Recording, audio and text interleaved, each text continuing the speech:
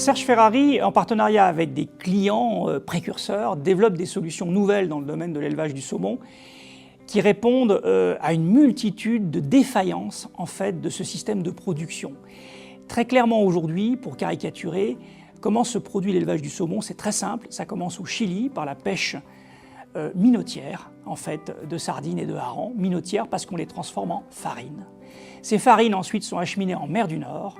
Elles permettent de nourrir des saumons, des millions de saumons qui sont contenus dans des immenses filets, qui sont immergés dans les fjords.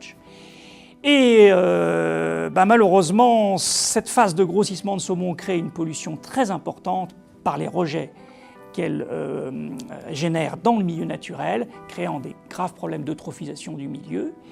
Et ensuite, c'est pas tout, parce que ces saumons qui ne sont pas en excellente forme attrapent des poux de mer, tout simplement.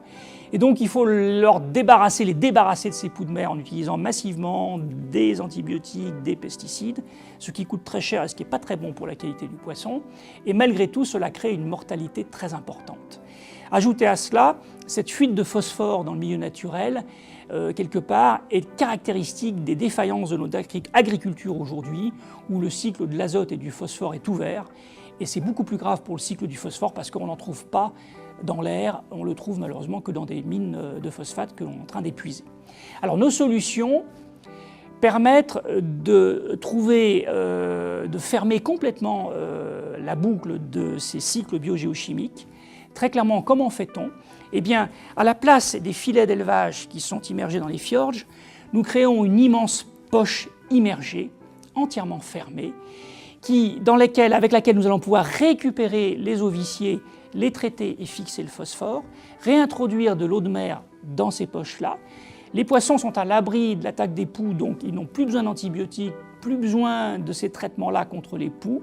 Ils se développent en parfaite santé, et d'ailleurs ça se voit dans leur capacité de grossissement, dans leur appétit et même dans leurs activités.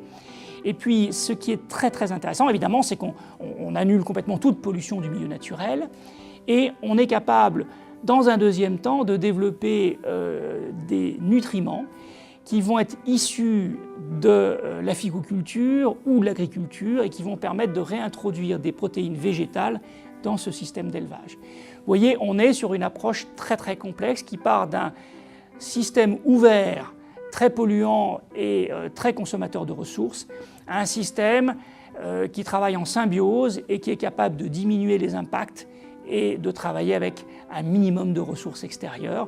C'est vraiment une innovation de sens.